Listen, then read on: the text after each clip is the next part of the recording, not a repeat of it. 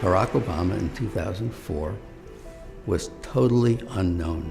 People were saying, I don't know who this guy is. I wonder why they picked him. He had this reputation as a bit of an upstart, as sort of a young, rising figure in the party, but no one knew who this guy was. This was his chance to introduce himself to people. Tonight is a particular honor for me because, let's face it, my presence on this stage is pretty unlikely.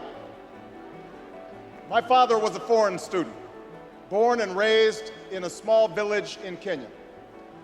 What makes a great political speech is if you can somehow fold your story into this larger American story. The next thing he says is about his mother's family. His grandfather fought in World War II. He used the GI Bill. They settled in Kansas, so white people could say,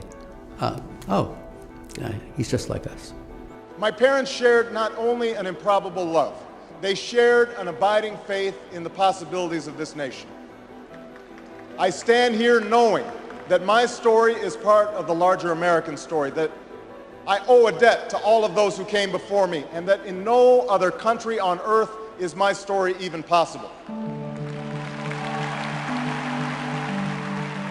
Going into this speech, we've had 4 years of George Bush, and we felt as a country like we've grown further apart. '04 was very much a divisive partisan race. Obama's speech is in some ways an antidote to that. Alongside our famous individualism, there's another ingredient in the American saga, a belief that we're all connected as one people. If there's a child on the south side of Chicago who can't read, that matters to me even if it's not my child. If there's a senior citizen somewhere who can't pay for their prescription drugs and having to choose between medicine and the rent, that makes my life poorer even if it's not my grandparent. It is that fundamental belief, I am my brother's keeper, I am my sister's keeper, that makes this country work. E pluribus unum, out of many, one.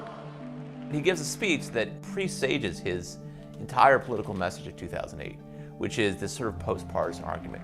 Now, even as we speak, there are those who are preparing to divide us. The spin masters, the negative ad peddlers, who embrace the politics of anything goes.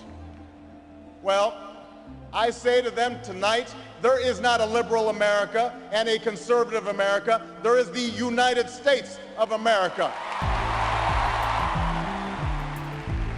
Obama was born with two great gifts. One is his mind, and the other is his ability to speak to large groups of people. There are three things that Obama does that really makes that speech effective. He wants concrete detail. He likes story, and he loves antithesis, the use of repetition in structure to show contrast. There is not a liberal America or a conservative America. There is one America. There is not a black America and a white America and Latino America and Asian America. There's the United States of America. The pundits like to slice and dice our country into red states and blue states, but I've got news for them too. We worship an awesome God in the blue states, and we don't like federal agents poking around in our libraries in the red states.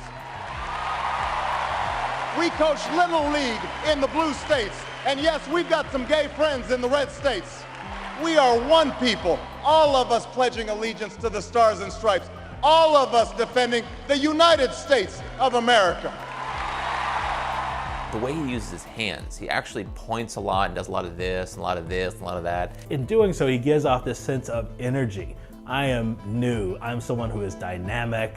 And he doesn't do that so much anymore. He's a little more solemn and reserved when he gives speeches today, but I think is more reflective of his office. In the end, that's what this election is about. Do we participate in a politics of cynicism, or do we participate in a politics of hope? It's the hope of slaves sitting around a fire singing freedom songs. The hope of immigrants setting out for distant shores. The hope of a young naval lieutenant bravely patrolling the Mekong Delta. The hope of a mill worker's son who dares to defy the odds. The hope of a skinny kid with a funny name who believes that America has a place for him too. Hope in the face of difficulty. Hope in the face of uncertainty. the audacity of hope. His appearance at that convention, which was the best speech of the convention, better than John Kerry's, was electrifying, and without it, he wouldn't be president. I think sincerity means a lot. There are people who, when they speak the truth as they see it, and they're very effective doing that. I believe this country will reclaim its promise, and out of this long political darkness, a brighter day will come. Thank you very much, everybody. God bless you.